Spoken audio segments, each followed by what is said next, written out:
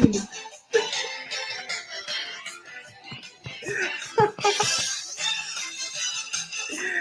what's up? What's up, everybody? Welcome to another show, man. It's NBA Talk with Jay. It's Friday, Freaky Friday. We're trying to get some cash, man. We got a special guest with us today, our guy, Andy Lane, the absolute prop guy from WagerTalk. Andy, tell the people about yourself, man.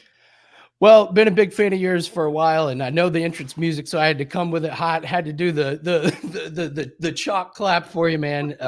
So love props. Props have been a big part of the industry for a couple years, but I just feel like it hasn't been like to the forefront. I really wanted to do that, and props have been spectacular, man.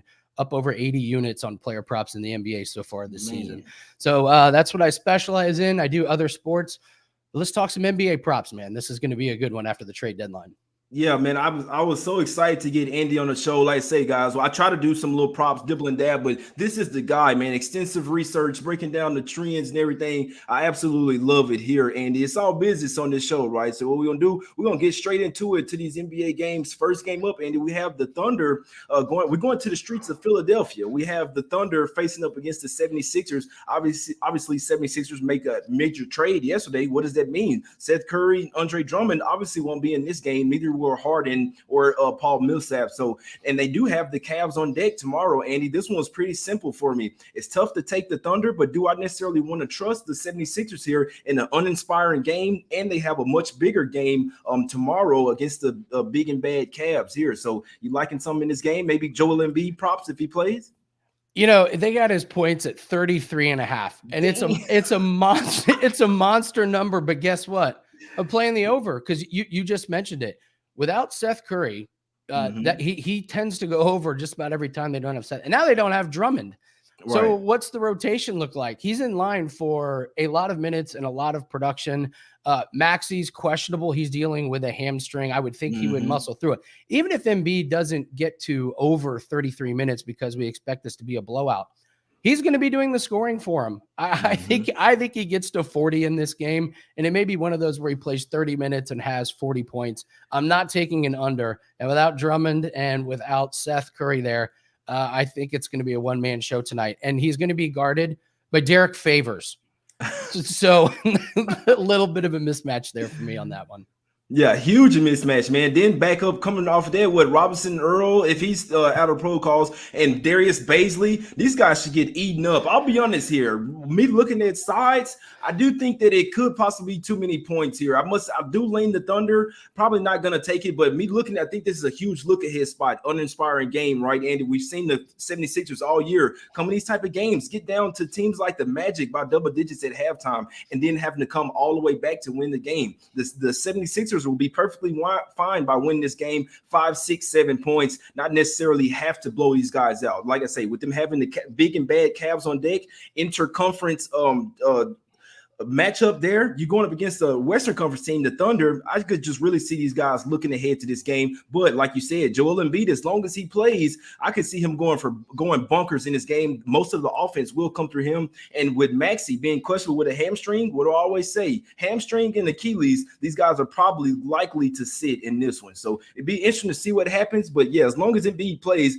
he may go for 50 points tonight, Andy. Like, no lie. There's no one. He's already a tough matchup for even guys like Vucevic, let alone these smaller type of guys for the Thunder here. So be interested to see what happens in this one. I do lean to the Thunder, though. I must say, it sounds crazy as hell, but I could see them keeping this one within double digits.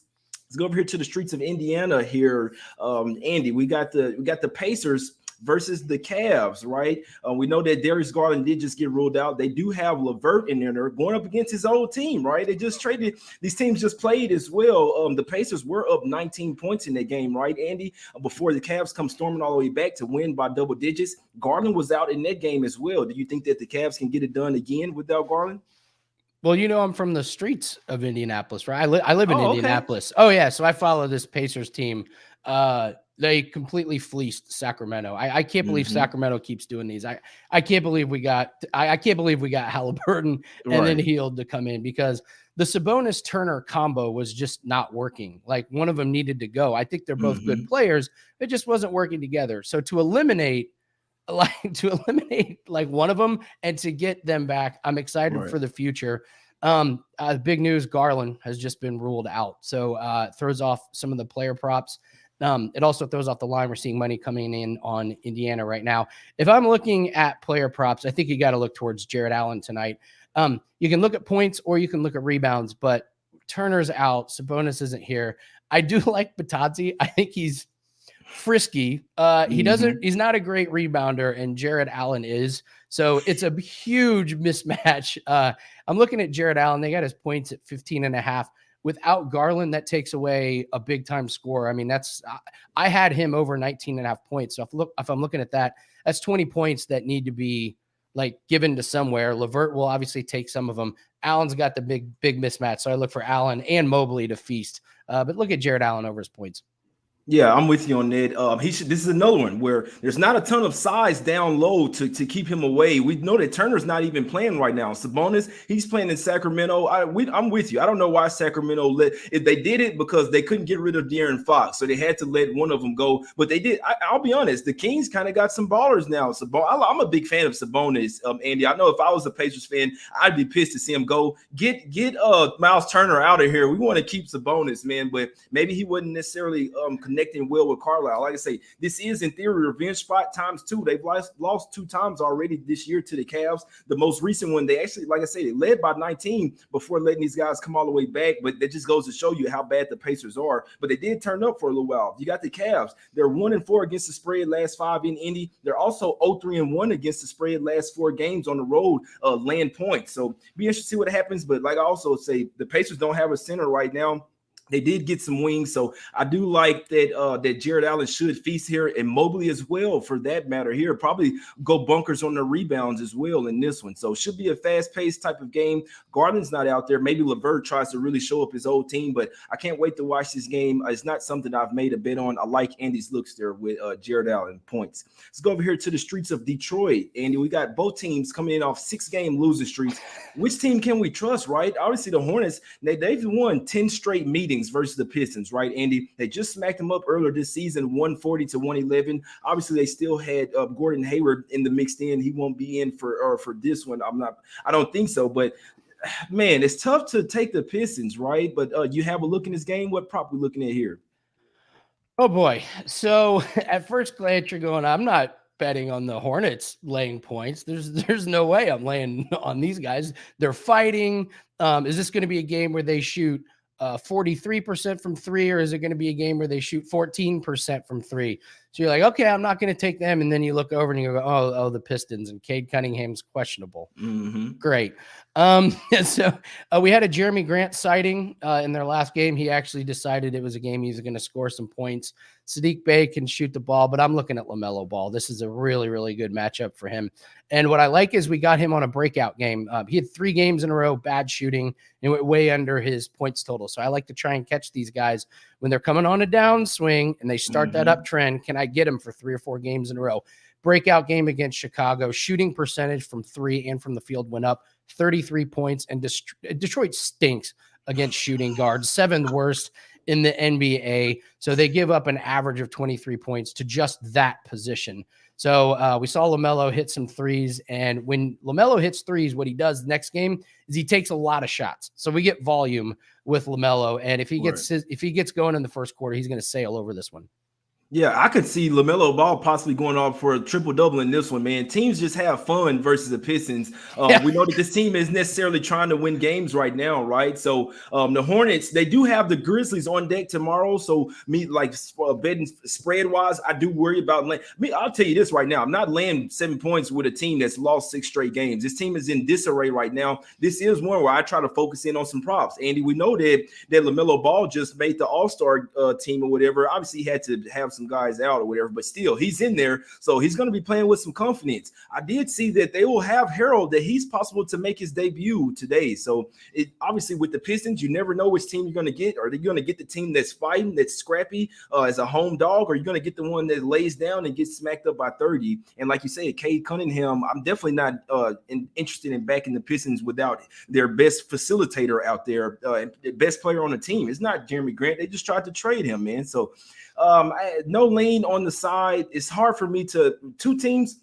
on 6-game losing streaks, I would be taking the points at the house, but I can't take this. I'm not betting this game, man. I'm not putting my money on a side or total here. I like Andy's look with LaMelo Ball possibly going bunkers in this game. Let's go over here to the streets of Boston real quick, Andy. We got the Nuggets versus a red-hot Celtics team, right? This Celtics team has been balling. They actually love me, Andy. I've been betting on this team a lot. Now, I don't like the position that they're in. They're in somewhat of a sandwich spot, right? I was all over them, trifecta spot versus the Nets in that one. Now they have a revenge game on deck versus the Hawks, and they're facing a pretty good Nuggets team here. Obviously, they're flying across the country. It's still Celtics or nothing for me, but I did give some hesitation to land the points. The Nuggets have some ballers over there as well. Monte Morris is out, but Jokic is a matchup nightmare for pretty much any team. Aaron Gordon as well. So what do you think? Can Jokic get going in this one, get doing this passing thing, possibly go for a double-double in this one? Okay, so a couple things. First off, on Boston, yes, they've been really good to bet on, but we got to look at who they've been betting. They may have had one of the best streaks in a row of playing the worst teams in the NBA. So here are their last 8 wins. You get Brooklyn, that disaster, Orlando, Detroit, Charlotte. They get Miami, but Jimmy Butler's out. They get New Orleans, Brandon Ingram was out, Sacramento, and Washington. I mean, what a gauntlet of trash in the NBA. But here's my cautionary tale. Mixed in there, they had one game against the Hawks playoff team. They lost by 10. Yep. So I worry about that. I think this Morris being out is pretty bad for them on defense because Bones Highland is going to start. If you watch Bones Highland play, he is pretty much all bones, and he's going to be guarding Marcus Smart, which is where I'm going with this one. I love Marcus Smart over 12.5 points. They shipped Schroeder out of there, so he's not going to lose those minutes. Derek White may play, but I don't know in a close big game why they would put Derek White in there because it's not used to the rotation and everything. So Smart has had 22 points in 2 of his last 4 games. I think this is a great matchup on the perimeter. Jaylen Brown, Marcus Smart should dominate the perimeter. And as for Jokic, yeah, he's going to have the advantage over everybody. Williams and Horford are going to do pretty good. I'm taking the points in this one, though, because I think this is going to be a pretty close game. And anytime you got a close game, take the points. But I love the matchup that Smart has on the perimeter. Take him over 12.5 points. Yeah, that's a good point there. And like I say, I was leaning the Celtics, but I did give some hesitation because trust me, I see that too. The beating up on bad teams and with them. Look at this, and that was a Super Bowl type of win for them. They had major, all type of revenge angles going up against the Nets. They really wanted that game. It was really like a circle spot on their calendar. Now you're coming off that game, and you having the revenge game versus the Hawks as well. Like you said, that's the one big time team that they face in Atlanta, and they got smacked up by double digits in that one. So I don't necessarily like this spot for the Celtics. I agree. I could see the Nuggets keeping this game close. This is a playoff caliber team, even without Murray and Kevin Porter Jr. over there. So, man, it's going to be a tough game. It's one I stayed off. My guys in the chat are liking the under, though. They're liking the under. I couldn't talk you off in this one, man. My guy in the chat saying Smart points and assists, maybe. Obviously, he's their main point guard over there right now, so that may not be a bad look as well, man. What you think about that, Andy? I got to caution you against assists. Tatum and Brown have some advantages, and that this could turn into a lot of ISO ball. I really would stick with the points. I'd be cautious about taking assists with these guys. If Jaylen Brown gets going, it's going to be give it to him and give it to Smart on the perimeter. They'll create their own shot. I would just stick to the points. I'd be a little worried about assists. That's a good point, man. Yeah, y'all better listen to him. This guy does props, man. Like you said, over 80 units on WagerTalk just on props alone. So go check out Andy. Definitely have to over there on WagerTalk, man. Let's go over here to the streets of Atlanta since we're talking about the Hawks, right? We have the Spurs versus the Hawks. Obviously, the Spurs won't have Derek White. They just traded him away. I did believe they get Josh Richardson, but he probably won't be playing today. Now, as for the Hawks, they're laying 8 points here, Andy. They did already smack these guys up earlier this year. So the Spurs do have revenge here. I worry about my Spurs. They're not my Spurs team, but I worry about them in this particular spot. We know that the Spurs, they could possibly be tanking. I think they only need 5 wins for Pop to get the record, all-time wins record. But I don't see this as one of their winnable games here. And what happens when they're not in a winnable game? They either win the game or they get blown out. That's the Spurs right there. And so, with this not being a winnable game, I could see the Hawks really taking them to the woodshed here, Andy. Didn't bet the game, but I would say I'd lean the Hawks here. One of the things that happens player prop wise, I mean, in the prop world, man, do we love DeJounte Murray? The guy's a points, rebounds, assist machine. The problem is Pop pulls the plug on him. If the game just it's even remotely a little bit out of reach, boom, like on the bench. And I get it. But at the same time, if the game is close, he's flying over his total. They got a 40 and a half points, rebounds, and assists. I think this game could be closer. The Hawks, I mean, they go in these big losing streaks and then winning streak. Like they'll look like a bottom feeder, and then they'll look like, NBA championship caliber. So they come off this 8-game win streak, and now they've lost 3 out of 5. So what Hawk team are we going to get? I would lean away from DeJounte Murray because blowout, he could get pulled. He's been playing good, John Collins, and I got him over 17 and a half points. And part of this is just because Clint Capella's stats have fallen off a cliff. I don't know what happened. If he's concentrating more on defense, guy hasn't had double-digit points in forever. But Collins is healthy. He's playing well. He's had 19 or more points in 4 straight games and 20 more in 3 straight. San Antonio is a bottom feeder guarding centers and power forward. They're bottom 7. And so if Capella's not getting the points, that opens it up for John Collins. He's more athletic than the guys inside. And with Trae Young nursing that shoulder, he's still protecting that shoulder injury. I could see him looking to Collins tonight. It's going to be Collins over 17 and a half. I like it, bro, because John Collins as well, one of the guys that was supposed to maybe get traded, but look like he's going to stay over there. The Spurs, they can play some good defense, but not a ton of rim protection, right? Jakob Poeltl, and then there's nobody else. But Jakob Poeltl isn't like a top-tier rim protector, but I have seen him from time to time this year play some good defense. What do you think about Jakob Poeltl, my guy in the chat, liking Jakob Poeltl over 12 and a half points? And he can also live to go for double-double as well. What do you think about that, Andy? Yeah, if you're going to take anything with Poeltl, it's going to be over just because of lack of options. I just worry about Capella and Collins being in there, and he's another guy that can play low minutes. And if they get down early, they're going small. That's the other thing about Poeltl is he's one of the first ones to get yanked if they come out and throw a 15-4 run on him. Poeltl's not going to help you in a comeback. Sorry. So he's not going to be the guy shooting 3. So it's probably worth a sprinkle, but my favorite's going to be Collins. Gotcha. I appreciate that, man. I appreciate you answering that question for me. Like I say, this with my guy liking the Collins over 17 and a half points in that one, right? Yep. Got you. Yeah, I like it. I like that one as well. I'm riding with Andy, man. This guy's the guy with the props, man, for sure. Let's go over here to the streets of Chicago real quick. You dig what I'm saying? We got the Wolves versus the Bulls.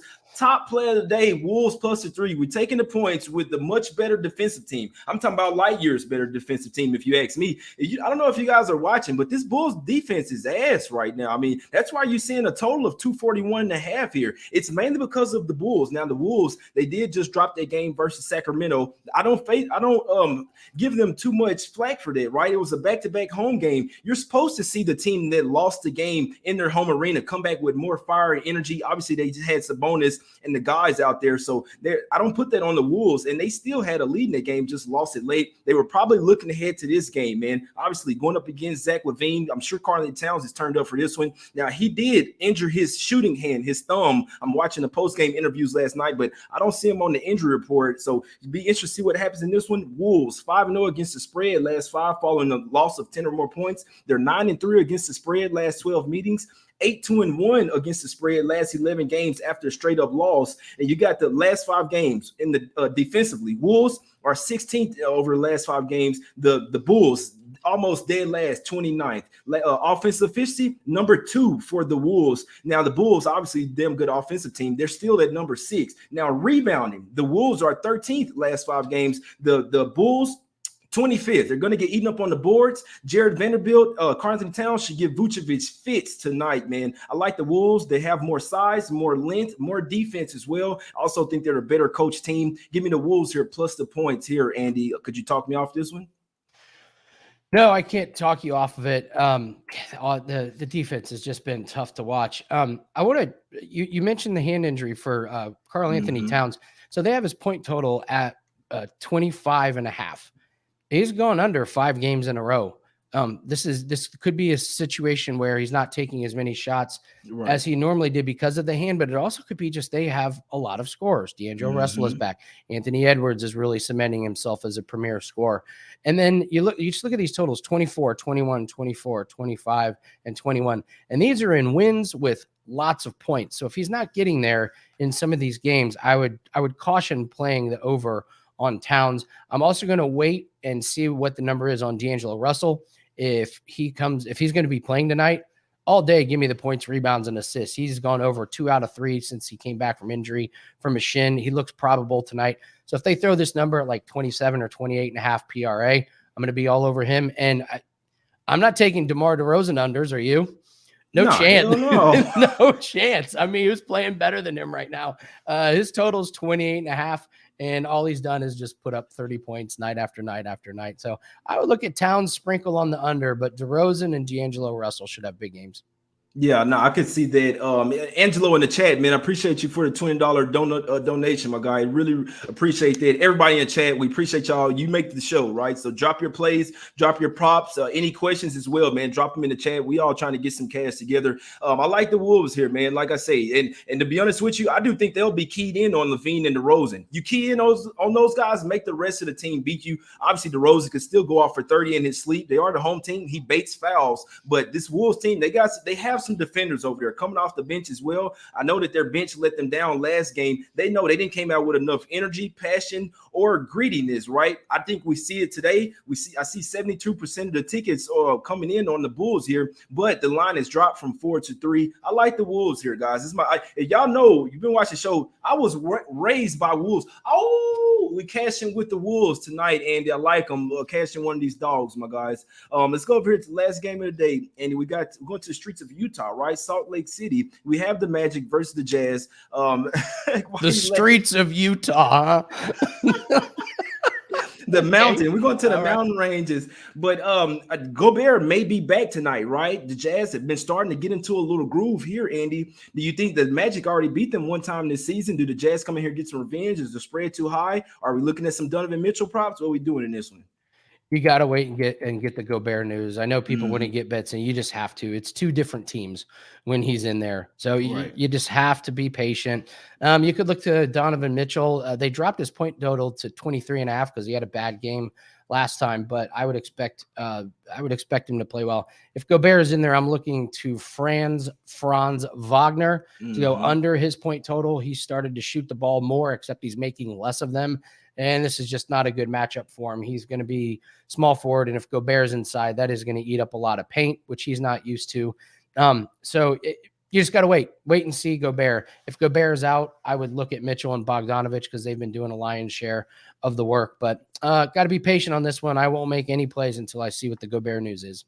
Yeah, that's a good point there, Andy. Like I hadn't bet this game either, man. So it'll be a tough game for me. I do think that Gobert, I believe he practiced yesterday, so don't be a bit surprised to see if Gobert's in. I'm saying that because if you like the Jazz, the line may go up to maybe 15. Obviously, he's a huge piece, but maybe not up too much. They know, the books know that he's likely to come back today, man. Obviously, this is your guys' favorite part of the show, man, where we get to our official picks or leans or whatever we're looking at. First, we got to let you guys know, man, please go check out WagerTalk. All type of great cappers over there like Andy, some veterans over there as well, man. They have free picks on there. I'm checking out the WagerTalk live odds screen right now. A lot of good tools, picks and packages over there, guys. Go check them out. Have you ever checked out all the new handicappers at WagerTalk? If not, here's your chance.